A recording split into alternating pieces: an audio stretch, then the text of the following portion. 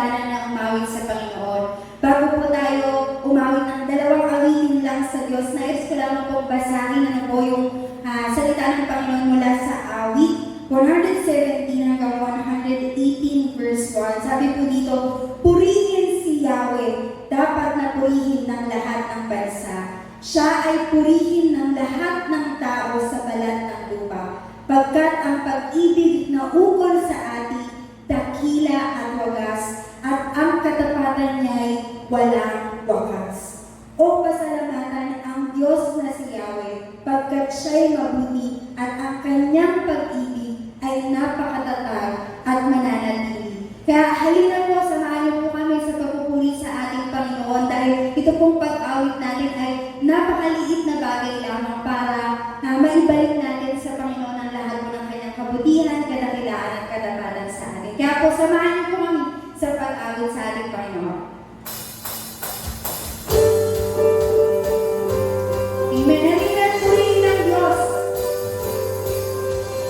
Pinapurihin ng Diyos, pagpapala niya sa pinubos-lubos, magkapangyarihan siya sa ating pagmamahal.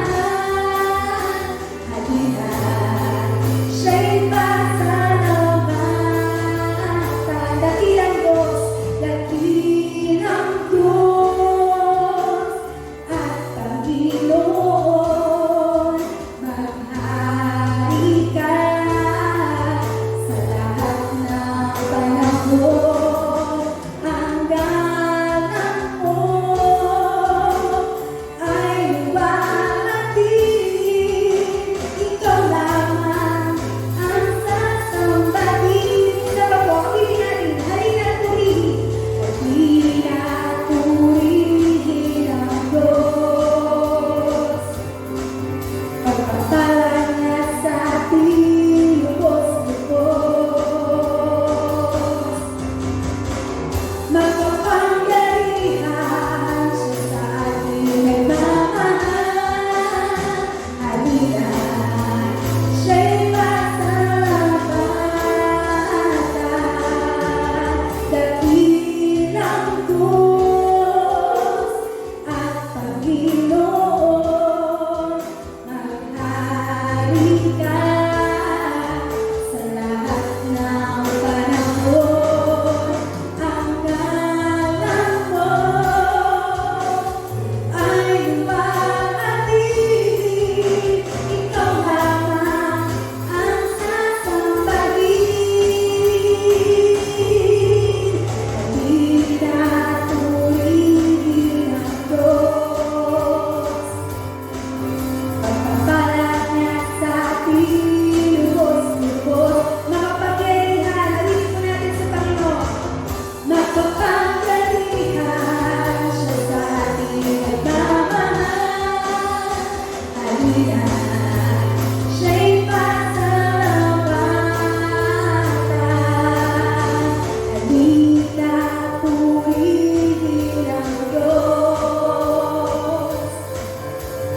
Halina, purihin ang Diyos. Halina, purihin ang Diyos. Amen. Pinupuri ka namin, Panginoon. Salamat sa iyong pag-ibig at pag-aalaga sa amin, O Diyos, pag-provide sa amin ang lahat ng aming mga pangangailangan. Tunay nga na ito ang Diyos na wagas yung pagmamahal, wagas yung katapatan sa bawat isa sa amin. Kaya Lord, patuloy ka pong maitas sa oras na ito as we sing this song for you, Lord.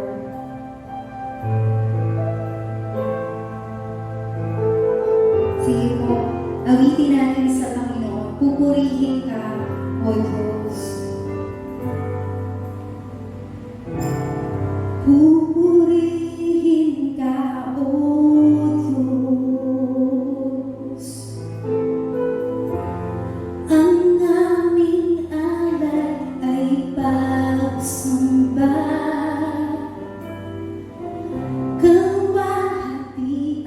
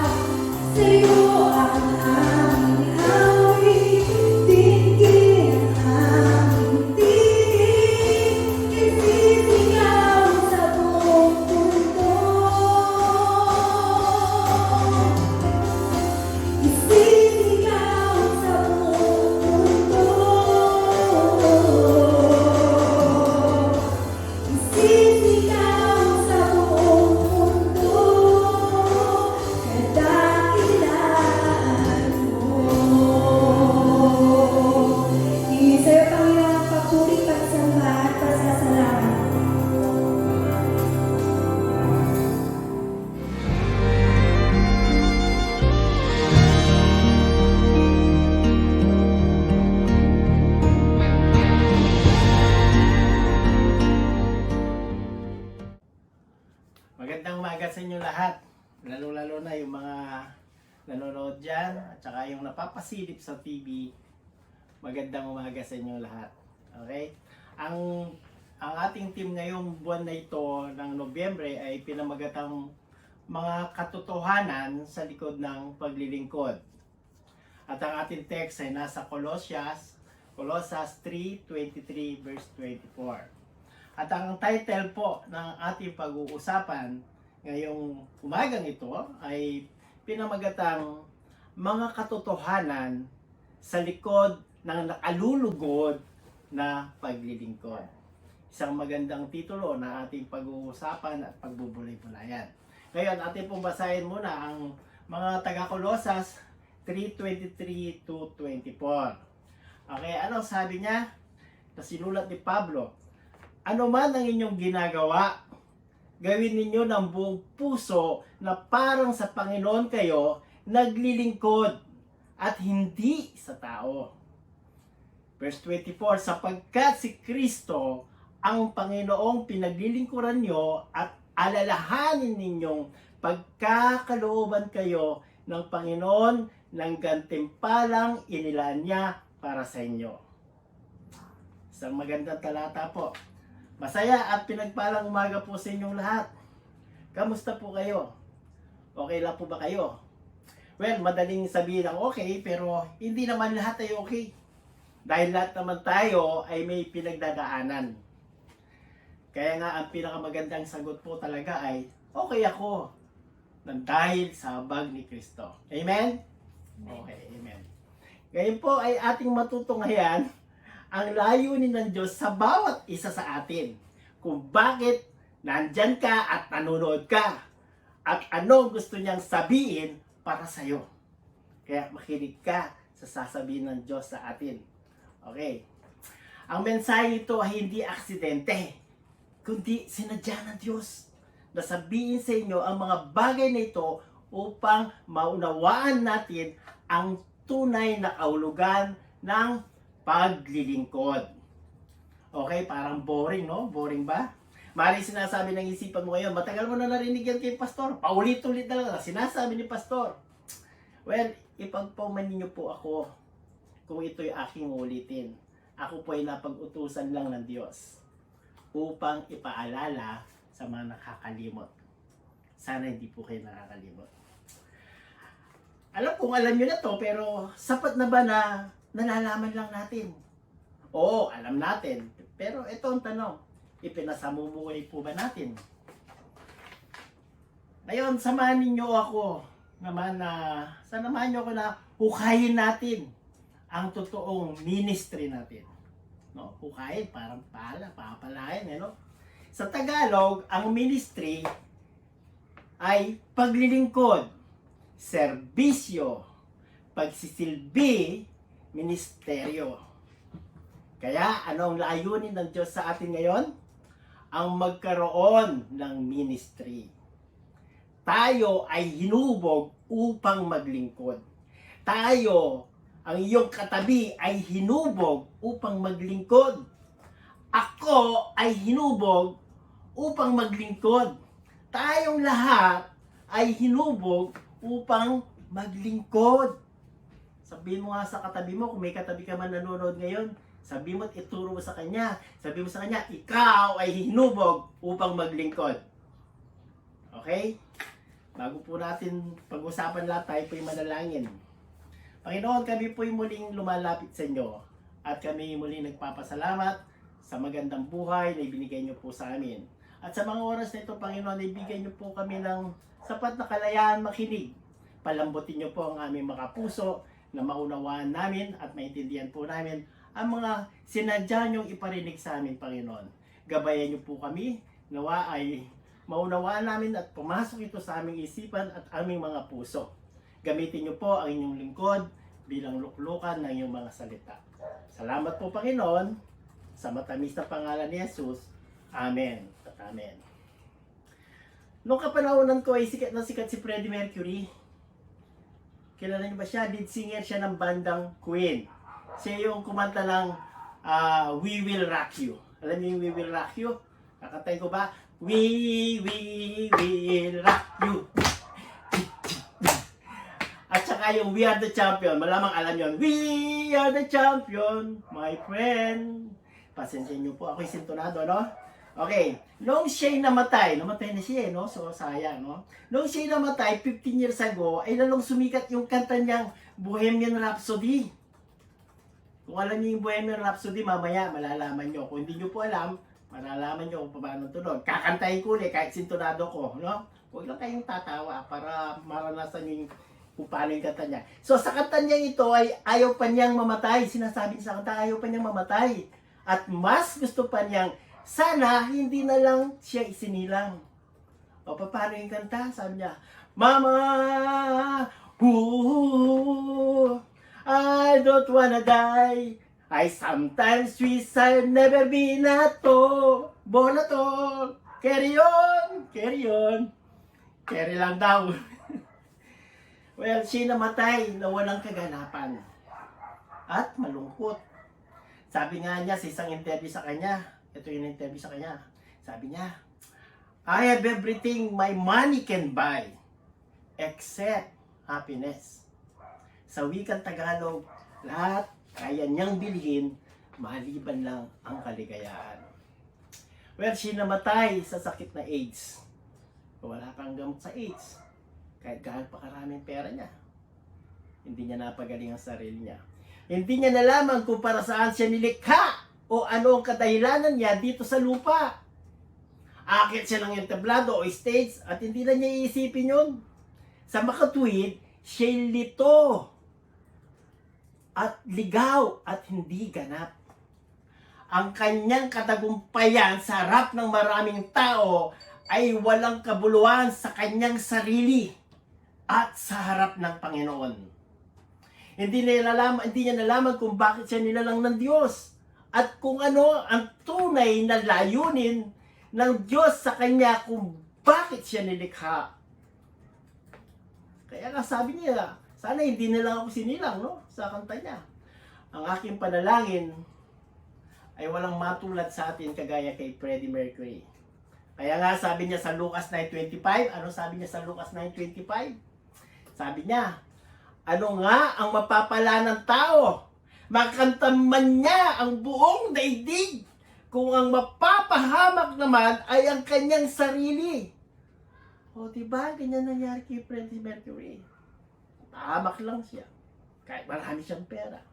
Ngayon, nais mo bang sundin ang Panginoon at ang kanyang plano sa buhay mo? Gusto nyo ba? O ayaw nyo? Kung gusto nyo, very good. Malaman, lahat naman tayo gusto, di ba? Ngayon, ano-ano ang mga katotohanan sa likod ng kalugod-lugod na paglilingkod? Una, number 1, 4 lamang po ito. So, kung nanonood po kayo ng pelikula sa mga sinehan, 2 oras. Ang mga palabas. Kung nanonood kayo Netflix, merong 1 oras at kalahati. Ito po'y maikli lang, 1 oras lang po tayo. Kaya tsagayin nyo na. Kung nakakapagtsaga tayo sa mga sinehan, tsaka sa Netflix ng 2 oras, tsagayin natin, 1 oras lang po ito. Pero bibilisan ko para sa inyo. Okay, number 1. Maging laging mabuti tulad ni Kristo. Ang paglilingkod kagaya ni Kristo ay ang pagiging mabuti. Ang pagiging mabuti ay hindi nakikita sa itsura, sa forma, kahit sa katayuan, o sa pagiging religyoso. Sapagkat ang pagiging mabuti ay natural na nakikita sa natural niyang ginagawa. Ibig sabihin, likas na sa mabuting tao ang mapaggawa ng mabuti. Basahin po natin sa taga-Epeso, anong sabi niya sa Ephesians 2:10, Epeso 2:10. Sabi niya, sapagkat tayo'y nilalang ng Diyos. Nilalang tayo, no? Nilikha sa pamamagitan ni Kristo upang iukol natin ang ating buhay sa paggawa ng mabuti.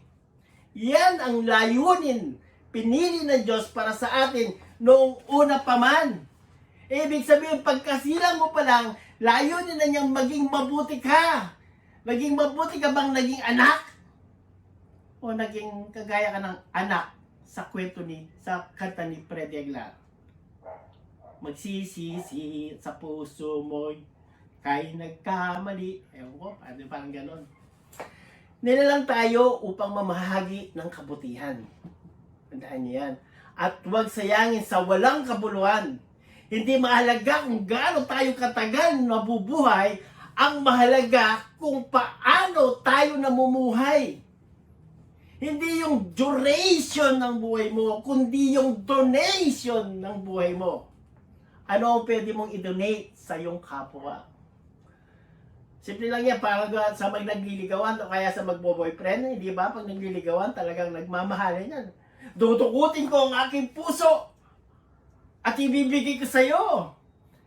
Pipitasin ko ang mga bituin sa langit at ikikwintas ko para sa iyo.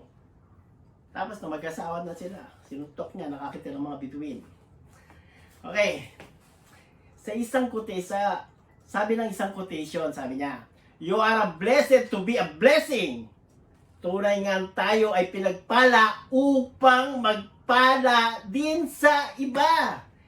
Tayo ay nilikha upang maglingkod sa Panginoon. Ayun, take note on this ha. Tandaan nyo to isulat nyo to sa inyong mga noo. Take note on this. Okay, ang sabi, ang paglilingkod kay Kristo ay sa pamamagitan ng paglilingkod sa kapwa. Okay. Merong mga tao na gustong maglingkod sa Panginoon, ngunit ayaw maglingkod sa kapwa. Pwede ba yun? Naglilingkod ka nga, may galit ka naman sa kapwa, o kaya lagi ka na lang kontra, lagi ka lang, puro ka na lang puna ng puna. O kaya naman, simpleng pinag-uugas ka na sa bahay, simpleng pinag-uugas ka ng plato ng nanay mo, tapos nilayasa mo, pumunta ka na ng church. Paano yun? Huwag mong gawin dahilan ng simbahan para makatakas ka sa gawaing bahay. Gawin mo muna. Tayo ay tinawag upang maglingkod. At ang paglilingkod sa kapwa, lalo na sa kapatiran, sa mga kapatid, ang tanging paraan upang maglingkod kay Kristo. Ang tawag dito ay ministry. Marami ang may maling pagkakaintindi sa salitang ministry o minister. Sabi ng iba, ito ay para lamang sa mga pastor, deacons, at mga leader ng church, no? Pero sinasabi sa Bible na lahat ng mananampalataya, lahat ng mananampalataya ay mga ministers kayo, mga ministers kayo. Ang ibig sabihin ng ministry ay gamitin mo ang hinugis sa iyo para makatulong ka sa kapwa sa pangalan ng Diyos. Sa Biblia, ang salitang serbisyo at ministeryo ay magkatulad lang. Katulad lamang yan. Kung meron man po akong gustong sabihin sa inyo ngayon, sa mga oras na ito, simple lang. Ang bawat isang membro ng church o ng iglesia ay lingkod. Bawat bata, kabataan, tatay, nanay, ate, kuya, may ipin o wala, kalbo o nakakalbo, ay lingkod ng Diyos. At kailangan nating gampanan ang gawain na inatas sa atin ng Diyos.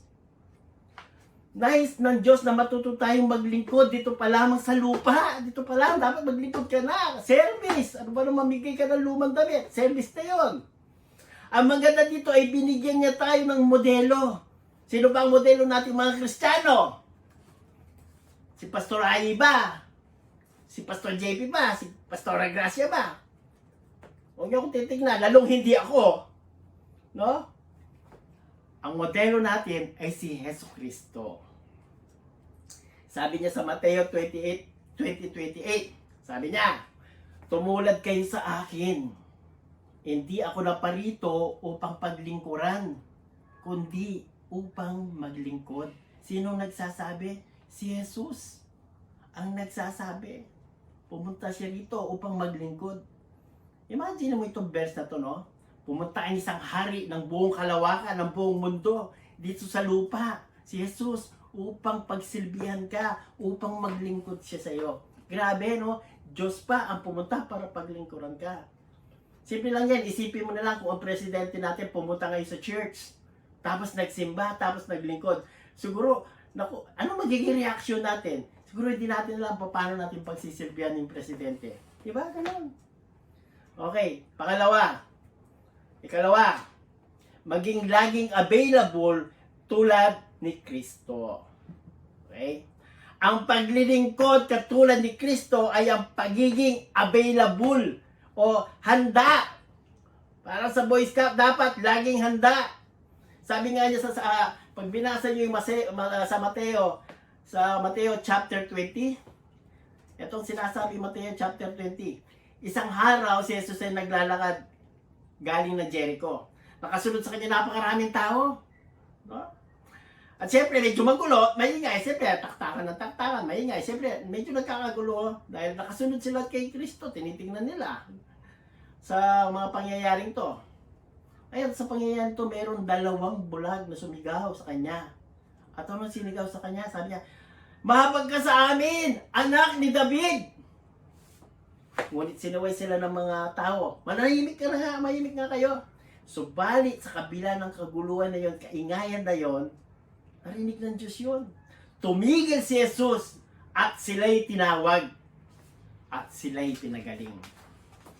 Sa inyong mga Biblia, may dala kayo, kung hawak nyo yung Bible nyo o mga cellphone nyo, highlights nyo yung salitang tumigil o stop, tumigil. Ngayon, naniniwala ako na kung nais natin maglingkod ng katulad kay Kristo, tayo dapat handa sa gawain. Ang pagiging sensitibo sa paligid ay isa sa mga dapat nating naisin sa paglilingkod. Kung si Jesus ay dire-diretso lamang sa paglalakad, hindi niya mapapansin yung mga bulag. Dapat, handa tayo. Handa tayong maabala kung nais nating magpagamit sa Kanya. Ayaw niya ng mga busy o yung mga nagbibisi-bisihan sa ibang bagay. Ayaw niya. Nakakalungkot isipin na kapag rest day o Sunday, no? Ay doon pa tayo busy. Maraming pwedeng gawin kapag linggo. Puno-puno ng tao yung mga mall kapag linggo. Hindi ko sinasabing masamang mag-mall kapag linggo. Masarap magpalamig at masarap mag-swimming kapag linggo. Masarap na manood ng Netflix pag linggo. At masarap din maglaro ng maglaro ng Mobile Legend. Mobile Legend pala. No? Ngayon, karamihan, hindi na nag-Mobile Legend, naging Mobile Legend na lang eh. Naniniwala ako na ang unang ministeryo ng isang Kristiyano ay ang ministeryo ng pag-attend sa simbahan. Ministry of Attendance! May gulay. Paano ka gagamitin kung wala ka? Paano ka makaka-encourage sa kapatiran kung wala ka? Hindi ako magagalit. Ganun lang talaga. Paano mo ipapako ang pako kung walang martilyo? Paano mo tutugtugin ang gitara kung walang tutugtog? Paano ka magpe-fellowship kung walang tao? Paano kung lahat ng membro may pupuntahan ka pag araw ng linggo? Eh di wow! Mag-isa ka, ikaw na. Kawawa ka naman. Kailangan ikaw ay narito. Sabi mo sa sarili mo, kailangan ako dito sa church kapag linggo. Sabi nyo nga, ito ang una kong ministeryo. Sabihin nyo natin mga kapatid, kung nanonood ba kayo, sabihin nyo, ito ang una kong ministeryo. Sabihin nyo, yan, narinig ko ha. Hintayin ko kayo sa linggo. Ngayon, meron 3 hadlang. Yung problema, may 3 hadlang eh. May 3 hadlang sa pagiging available o pagiging handa. Una, ang pagiging makasarili o yung self-centeredness. Lagi na lang kapakanan ng sarili ang iniisip. Yung ako muna attitude. Tandaan, ako muna attitude. Sa ministry, di pwede ang at may pit na yung pinagbabawal ang ako muna attitude. Dapat, ikaw muna attitude o kayo muna attitude. Madalam nyo mga kapatid, madali lamang makita yung sino may mga puso maglingkod eh. Sa kainan ha, sa kainan.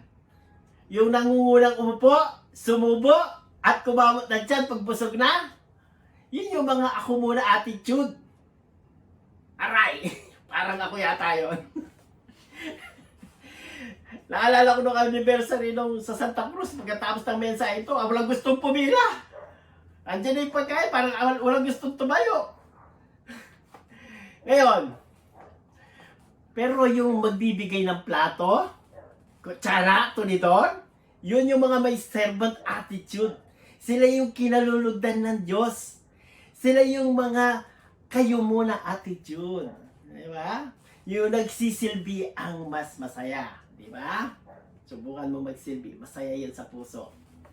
Ayaw natin naaabala. Ngunit sa ministeryo kasama ang maabala. Kailanman, pag may nakita kang kailangan gawin, aksyon agad. Kapag nasa harapan mo na, gawin mo na. Itigilan natin yung mamaya na habit o yung mamaya na. Itigilan natin nun. Hindi yung mag-aalas 9, halimbawa sa simbahan, mag-aalas 9 na, alam mo namang ang church, alas 9.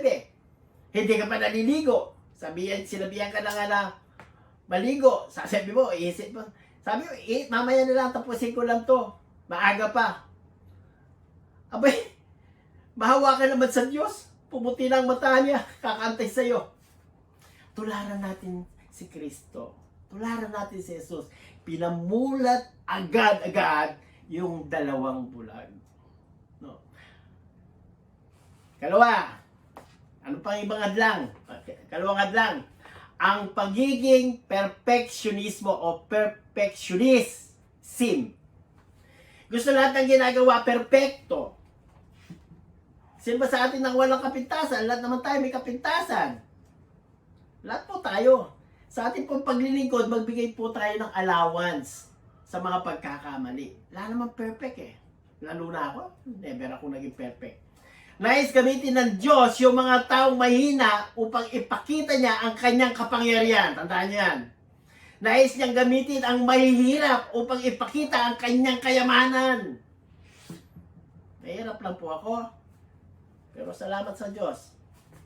Nais kanyang gamitin upang kanyang pangalan ay may taas sa gitna ng iyong pagkukulang at kahinaan. Let us leave room for mistakes. Ika nga, sabi sa isang quotation, sabi niya, be patient with me. The Lord is not yet finished molding and shaping me. Kagaya ko, marami pa po akong pagkakamali sa pagbibigay ng mensahe. Ang tagal-tagal ko pa magbigay ng mensahe. Mali-mali pa ako kung minsan. Ipagpatawad niyo po ako. Hindi pa po tapos si Lord sa paghugis sa akin. Ikatlong pagiging mga hadlang. Ang pagiging materialismo. Ay, gusto laging branded ang damit. Gusto lakos. Gusto diesel. Sapatos. Dapat mamahalin. Ako? Okay. Kagaya ko. Hindi na po. Magbabagong buhay na ako. Sabi ni Jesus. Sabi niya. Ano sabi ni Jesus sa Lucas 16:13? Sabi niya, walang alipin makakapaglingkod sa dalawang Panginoon, sapagkat kamumuhian niya ang isa at iibigin niya ang isa. Hindi kayo makakapaglingkod sa Diyos at sa salapi. Napakahalaga po ng salitang hindi kayo makakapaglingkod. Hindi po natin maaaring pagsabayin ang Diyos at ang salapi. Maliwanag po yung sinasabi sa Biblia. Nung ikaw ay naging Kristiyano, kailangan mong itanong sa iyong sarili kung anong gusto mong maging. Gusto mo bang maging kingdom builder? Or wealth builder? Ako po, PC Canlas builder. Nagtatayo po kami ng simbahan. May tatayo po tayong isa ngayon sa Kaperkilingan. Amen, amen. Kailangan matayo na natin yon. Kung binigyan ka naman ng Diyos ng napakaraming kayamanan, that's good. Marami din ang pwedeng mabiyayaan. Pag mayaman ka, di ba? Mamimigay ka dapat. Ngunit palagi mong pakakatandaan, kapatid, na hindi ito ang number one purpose ng buhay mo sapagkat hindi mo madadala ang kayamanan sa langit. Baka yan, pag iniwan mo kayamanan, pag-aawayin pa yan ng mga kamag-anak mo. Sabi nga niya sa Mateo 16:6-19 to 20, dalawang verse to, no, kasunod. Sabi niya, huwag kayong mag-impok ng kayamanan dito sa lupa. Dito'y may maninirang insekto at kalawang at may nakakapasok na magnanakaw. Sa halip, mag-impok kayo ng kayamanan sa langit, do'y walang naninirang insekto at kalawang at walang nakakapasok na magnanakaw. In short, pag iniisip ko habang binabasa ko yan, in short, huwag tayong makulat. Tumulong tayo sa mga nangangailangan. Kasi mo naman yung magbigay ka ng mga lumang damit, kahit o kung ano man sobra, no? Magbigay tayo. O tumulong ka sa mga nangangailangan, lalo ngayong bumaha. Kasi ano ba naman tinulungan natin sila? At nagpapasalamat po ako, ang dami nagbigay ng mga damit sa church. Kayo po'y pagpapalayo ng Panginoon, kayo mga namigay. Ibabalik po sa inyo yung Diyos ng Diyos ng labis-labis at sobra-sobra. Pero brand yung damit, hindi luma, ibibigay na siya ng Diyos. Amen? Amen. Okay, pangatlo. Pangatlo na tayo. Okay? Maging laging humble tulad ni Kristo. Ang paglilingkod katulad ni Kristo ay ang pagiging humble, mapagpakumbaba. Lagi ko yung tinuturo kahit kanino, dapat maging mapagpakumbaba tayo. Naalala ko nung birthday ng asawa ko, nag-celebrate kami lang. Bumili ako ng lechon, nagbabili ako ng lechon. Dahil mahilig ako sa lechon eh. Tapos yung diniliver sa amin, luma na, pambihira, malambot na yung balat. Nakaka-disappoint. Pero, yun lang naman eh. Sa akin, okay lang yan, andyan na yan. Wala nang magagawa. Hindi mo naman pwede i-postpone yung birthday ng asawa ko nang dahil lang sa balat ng lechon. Pero sabi ng kapatid ko, sabi ng kapatid sa akin, ireklamo mo yan. Sabi niya, nagbayad ka ng tama, dapat bigyan ka ng tama. Okay nga, oo nga naman, no? Kaya kinabukasan sinabihan ko yung tao ko, kanino ako nagpabuli. Sinabi, buti na lang, itong kapatid ko, pinicturean niya yung lechon. So sinabihan ko yung tao ko, magreklamo siya, gano'n. Buti na. At nung sinabi doon sa manager, nagsorry yung manager. At nagpakumbaba. Ipapaimbestiga daw niya bakit gano'n ang diniliver sa amin, yung binili namin. So, alam niyang mali siya. No? Kasi pwede naman niyang sabihin na baka kumunat siya dahil ang haba-haba ng kanta niyo ng happy birthday to you. Pero nagpakumbaba siya. Sa akin wala lang yun kasi nakain naman yun. Nailuto pa namin ng paksiw, sarap kaya. At hindi pa natapos doon. Dahil sa sobrang hiya siguro ng manager, nagpadala pa siya sa akin ng isang malaking tray na lechon. Tray. Tapos ang lutong ng balat. Meron pang nagpaluto, nagbigay pa siya ng ibang ulam. So parang ako na yung nahiya. Minsan po sa atin, kahit alam na natin na mali tayo, ipinaglalaban pa natin. Aminin mo't hindi, tuyo to kapatid. Nalilimutan natin yung salitang pagpapakumbaba. Dapat nga, less talk, less mistake. No talk, no mistake. O kaya minsan po sa atin, hindi man lang tayo maasahan sa church. Hindi naman tayo manager. Ako minsan, hindi mo ako maasahan sa church, hindi ako naglilinis. Pero bibigyan ko pang merienda. Puro tayo daldal, dapat ganito, dapat ganyan. Pero hindi naman tayo kumikilos. Kapag ni-rebuke ka, nagagalit ka. Nawala na yung salitang humble. Mga kapatid, si Kristo, siya'y Diyos. At nagkatawang tao, kinuha niya yung anyong alipin. Nagpakababa sa kanyang sarili. Namatay sa krus upang iligtas ka. Napakahirap po kaya ng ginawa ng Panginoon. Ngayon, may dalawang hadlang. Hadlang na naman sa pagpapakumbaba. Ito, hadlang. Una, ang pagiging mapagpakumpara. Mga kapatid, tayo nasa isang team, isang coach, isang kalaban. Paano kung tayo ang nagkukumparan at tayo nagtutuligsan? Ano mangyayari sa team? Eh dito ang tuwayin demonyo kapag nag-aaway-aaway mga anak ng Diyos, napapangiti siya kapag nalaman niyang may inggitan sa kapatiran. Lalo na yung mga bulungan, yung mga parinig, Eh, si ano, ganyan ugali niyan. Eh, sino, kahit ang ganda-ganda niya, pero ang sarasa-sama ng ugali niyan. Gano'n, di ba? Eh, yung mga bulong-bulungan na nakakaano. Mga kapatid, nawa po ay walang ganito sa church. Kung meron man, pakiusap lamang po. Itigil na natin. Tayo rin ang masisira. Ang team din ang mahihirapan. Ang iglesia din po ang papangit ang testimonya sa labas. O ikalawa, ang hadlang, ang pagkakaroon ng maling motibo. Yung wrong motives. Sinabi niya sa Mateo 6:1, sabi niya, nakasulat, pag-ingatan ninyo na huwag maging pakitang tao lamang ang paggawa nyo ng mabuti. Huwag pakitang tao. Mga kapatid, ang paglingkod at ang pakitang tao ay hindi kailanman maaring magsama. Pero pwedeng mapagkamalan. Dapat po nating malaman ang pagkakaiba ng papansin at nagpapapansin. Yun yung team natin last month eh. Sana marinig yung mga mensahe natin doon. Ang mahalaga ay ang kapansin-pansin. Kagaya ko, kapansin-pansin po ang aking bigote. Kamukha ko daw si Paquito Diaz. Kontrabida nga lang. Ngunit, hindi po ito mahalaga.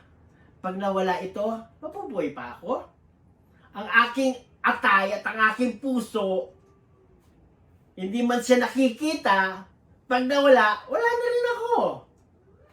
Sa ating church, kapag nawala yung projectionist, si Ate Eper nga, hindi pa nakakapasok kasi ng pandemya. O, di ba ang hirap nung last Sunday, abang pinoproject, wala akong nakikita kumakanta. Watermelon na lang ang sinasabi ko. Hindi ko napabasa. Oh, ang hirap. Hindi na natin maayos yung lyrics. Hindi mo mabasa. Hindi ka makanta. Kung wala yung nag-aayos ng mga upuan, kagaya ni na Pastor Makoy o ni na Ate Lucy, nag-aayos lagi ng upuan, siguro lahat tayo rito nakatayo. Kung wala si Jethro, yung boyfriend ni Pastor Aga, siya lang yung nagse-set up ng sound system. Paano kung wala siya? Baka hindi nyo na ako marinig. Siguro yung boses ko talaga sumisigaw na ako. May mic church eh. Ngayon, mga kapatid, hindi porke nakikita ang ministeryo mo ay sikat ka na at mahalaga. Okay?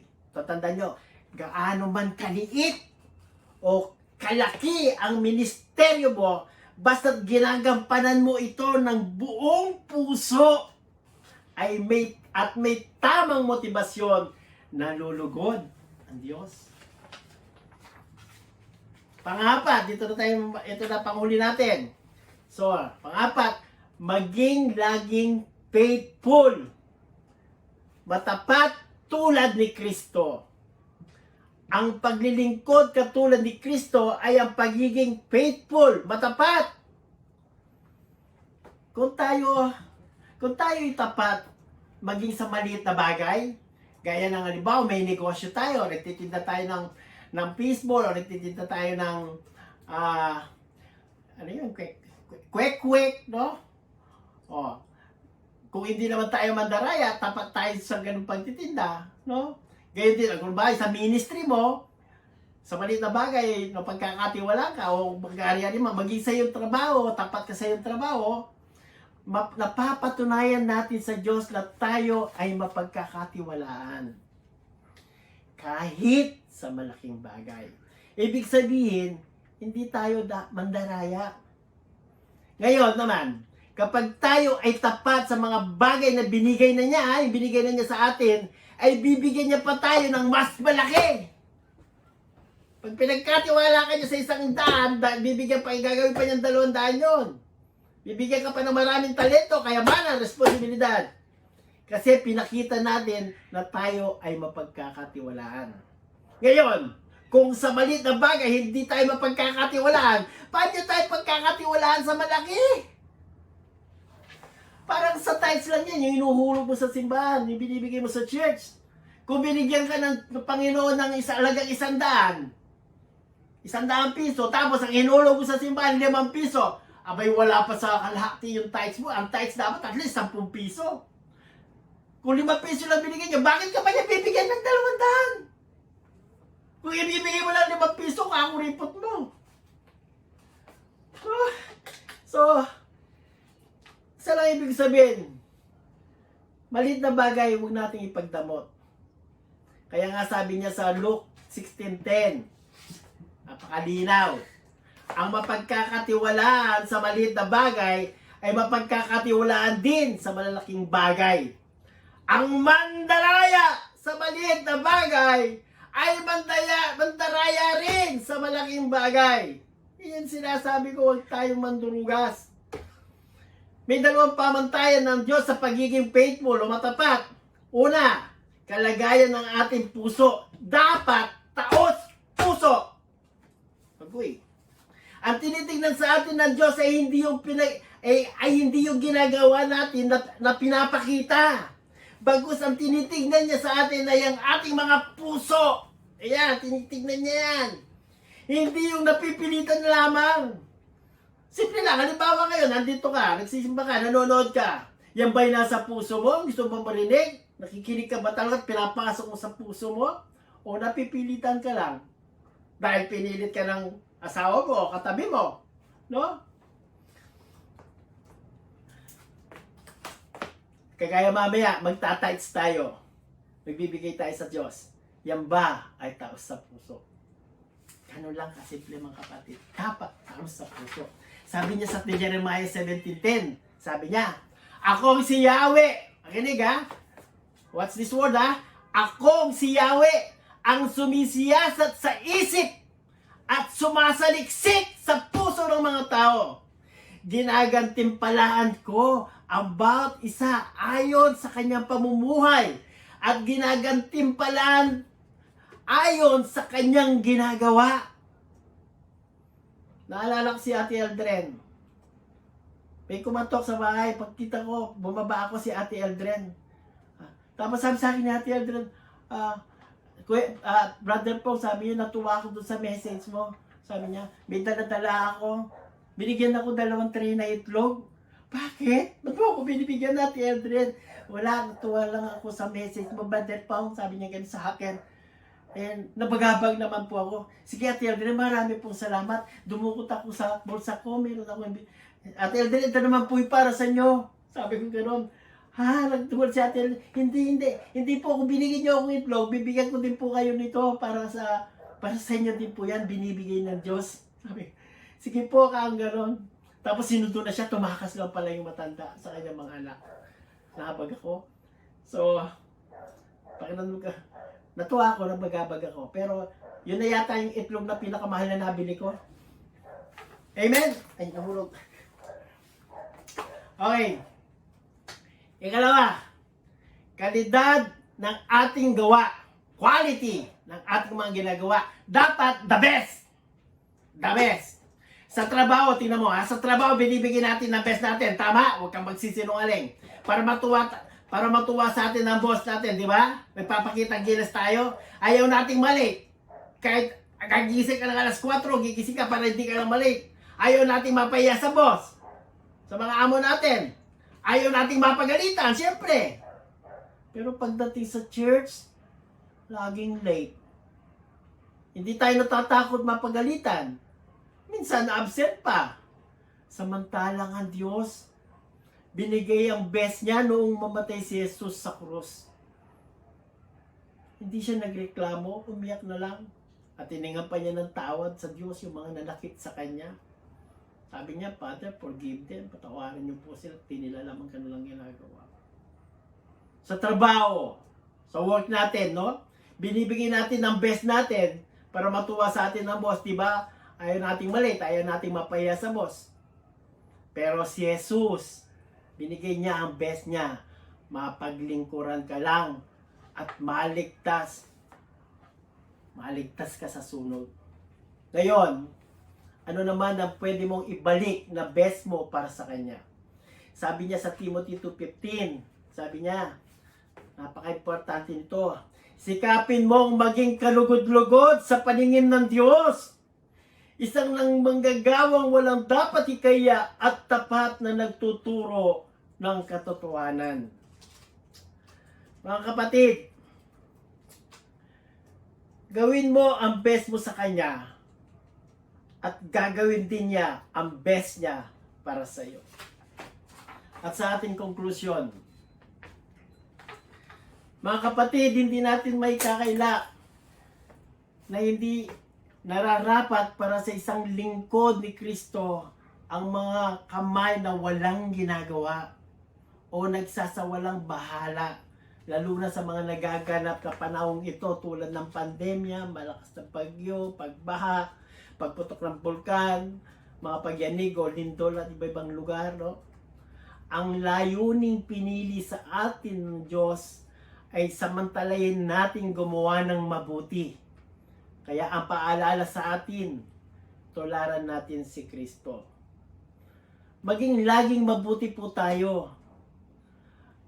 Sa dami ng mga bagay na makapagpalibang sa atin, nandyan yung YouTube, Netflix, Facebook, TikTok, Mobile Legend, online games, Mobile Legend, at marami pang iba. Hindi ko po sinasabing masama ang YouTube, Netflix, Facebook, pero wag naman po tayong magbabad doon dahil maaaring maapektuhan at tatamlay ka sa ministry. Kaya ang paalala sa atin, tularan natin si Kristo. Maging laging available po tayo. Darating ang oras, matutokso tayo magkumpara sa ating ginagawa sa ginagawa ng iba. Magtatanong tayo siguro, bakit laging ako na lang? O bakit laging siya na lang? Siguradong maapektuhan ang ating motibo. Kaya nga ang paalala sa atin, tularan natin si Kristo. Maging laging humble po tayo. Alam niyo po, hindi kayo kayang bantayan ni Pastor Ay ng 24/7 o sino man ang mga pastor nyo. Hindi kayo kayang bantayan ng yung mga pastor ng 24 oras dahil di naman sila 7-Eleven. Kayo lamang po nakakakilala sa inyong sarili sa labas ng church. At sa tuwing kayo ay nag-iisa, subalit alam ng Diyos ang kalagayan ng inyong puso at kalidad ng inyong mga gawa. Kaya ang paalala sa atin, tularan natin si Kristo. Maging laging faithful po tayo. Mga kapatid, sa ministry, totoong nakakapagod, subalit masusulit ang pagod kung ang pinakananais natin ay makapagbigay lugod. Iyan po ang mga katotohanan sa likod ng paglilingkod na nakalulugod ang pagtulad kay Kristo. Laging mabuti, available, humble, at faithful. Pagpalain po tayong lahat ng mga lingkod ng Panginoon. Tayo po'y manalangin. Panginoon, napakabuti niyo po sa amin. Isang beses pa, Panginoon, pinakita niyo po ang aming pagmamahal sa amin. Dahil pinapaalala niyo po sa amin itong mga salitang ito. Nire-remind niyo kami, Panginoon, na dapat maging mabuti po kami sa inyo at sa aming kapwa. Maging available po kami lagi sa inyo at sa aming kapwa. At maging humble po kami sa inyo at sa aming kapwa. At maging faithful kami sa inyo, sa aming kapwa. Panginoon, ito po'y mga salitang binigay niyo sa amin. Nawa, pumasok po ito sa aming mga puso't isipan. Lagi po naming maalala, lagi po naming itanim ito, Panginoon, na kung dumating man po kami sa Panginoon sa mga bagay na hindi ka nais-nais na pag-uugali, ay maalala po namin itong mga bilin niyo na ito. Patawarin niyo po kami, Panginoon, kung kami nakakalimot paminsan-minsan. Lagi niyo nawa kaming paalalahanin sa mga salitang binitawan niyo po ngayon. Panginoon, salamat po sa pagmamahal na iniukol mo sa amin. Salamat po sa pagpapalambot niyo ng aming mga puso. Naway mabuhay po kami, Panginoon, ng kaaya-aya, kagalak-galak sa inyong harapan. Turuan niyo po nawa kami, Panginoon, na lumakad lagi sa inyong kagustuhan, hindi ng aming personal na kagustuhan. Bagkus, Panginoon, nais po namin ay mapangiti ka namin, mapasaya ka namin, Panginoon. Lord, alam niyo po, Panginoon, alam po namin na napakarami pong tumatawag sa inyo. at napakarami nagpapasalamat sa inyo, napakaraming nagsisisi ng kasalanan sa inyo, at napakarami pong umiiyak sa inyo. Salamat, Panginoon, dahil pinapansin niyo po kami, niyuko niyo ang inyong ulo at pinapakinggan niyo ang aming mga dalangin. Manawa, Panginoon, mamuhay po kami nang naaayon lagi sa inyong mga kagustuhan. Salamat po sa araw na ito. Nawa, Panginoon, pagpalain yung buong isang linggo, ingatan niyo po kami at huwag niyo po kaming kalilimutan at alalahanin lagi. Salamat muli, Panginoon. Ito po ang aming dalangin sa pinakamatamis na pangalan ni Jesus. Amen at amen. Magandang umaga po ulit. Maraming salamat po, Brother Pong, sa isang nakaka-bless at nakaka-challenge na mensahe ng Panginoon na iyo pong hinatid sa bawat isa po sa amin. Minsan pa pagpalain po kayo ng ating Diyos. At sa ating pong pagpapatuloy, mga kapatid, sa ating tithes and offering, tayo pong lahat ay magbigay sa Kanya ng mayroong kagalakan dahil iniibig ng Diyos at nalulugod siya sa mga nagbibigay sa Kanya ng mayroong saya sa puso. Ito po'y bunga ng ating pasasalamat sa maraming pagpapala, biyaya na ibinubuhos sa ating buhay.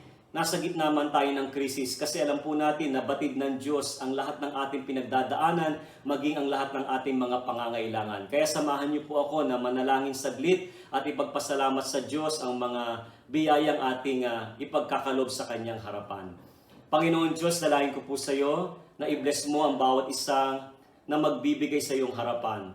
Yung mga tapat na nagkakalob sa iyo kada linggo at ang magbibigay sa sandaling ito, Lord, dalangin ko maranasan namin minsan pa ang mayaman mong biyaya. Nawa, Panginoon, ang pagbibigayang ito ay maging ekspresyon ng aming pasasalamat sa iyo at matagpuan mo ang aming mga puso, may kagalakan. Kaya Lord, maluwalhati ka sa aming tithes and offering. In Jesus' name we pray. Amen. Amen.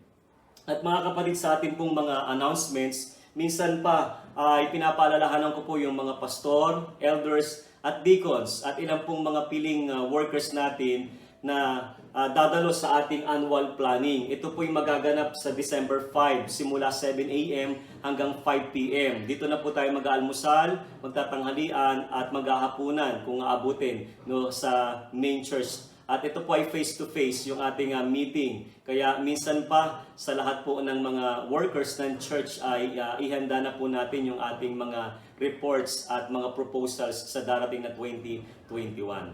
At nagpapasalamat po pala ang buong leadership, maging ang bawat isa po sa atin, sa lahat po na nag-extend ng kanilang tulong para sa mga nasalanta ng bagyo itong nakaraang linggo. Ilang po mga pictures lamang po yung aking papakita. Ito po yung laman ng van na kung saan ay pinagsama-sama na po natin yung mga donations, mga damit, kumot at iba pang mga gamit mula sa ating mga kapatiran. At ito po yung isang lugar sa Marikina yata, kung ako nagkakamali. Ang mga namahala rito ay ang mga staff nila Sister Ella, Sister Clarice, nila dito po sa kanilang kumpanya kasi nagkaroon tayo ng partnership sa kanila sa pagbibigay ng tulong doon sa iba't ibang lugar na hindi na po natin maabot. At yan po yung ilang mga gamit din na isinama na nila marahil yung iba rin nilang mga nakulek. Kaya salamat po sa PCC Builders sa pakikipag-isa po ninyo sa Cogeo Christian Church na makapaghatid po tayo ng tulong sa ating mga kababayan. Kaya minsan pa ang glory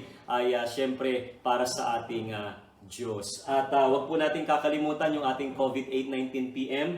Ito po yung paglalaan natin ng sandali para idulog yung ating bansa, ating mundo sa harapan ng Panginoon. At na-receive nyo marahil from time to time, kami po yung nagsisend sa inyo ng mga prayer items. Kasi kasama po dito sa ating prayer meeting naman na face-to-face ay yung mga pamilya na ating ipapanalangin. So ang ating pamilyang ipapanalangin sa linggong ito ay ang Halia family, Legaspi family, Lopez family, Lumbre family, at Magdalita family. Kung hindi po kayo available ng Wednesday para sa face-to-face prayer meeting, pwede po ninyo kaming sabayang manalangin sa inyong mga kanya-kanyang tahanan. At pakiusap po namin na lagi niyo pong bisitahin ang ating CCC Facebook page na sa ganun makita po ninyo sino ba ang mga taong ito at nang sa ganun ay maipanalangin natin yung kanilang mga prayer requests dahil sinulat na po ni Sister Effer sa ating Facebook page lahat ng kanilang mga panalangin.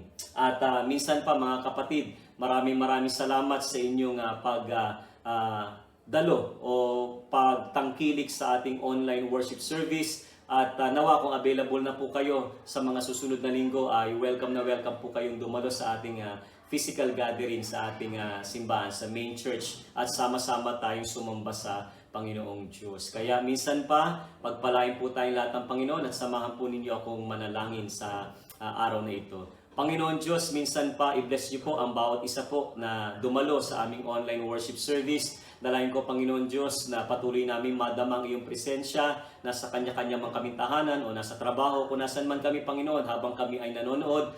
Lord, ma-feel namin ang iyong pagkilos, pangungusap sa aming kalooban. Kaya Lord, minsan pa ang bawat isa po sa amin ay ibuhos mo ang masagana mong biyaya, ang mayaman mong pagpapala. Basbasan niyo po kaming lahat sa pangalan ng Ama, ng Anak at ng Espiritu Santo. Lahat tayo magsabi ng Amen. Amen. Minsan pa, good morning po sa bawat isa at pagpalain po tayong lahat ng ating Panginoon Diyos.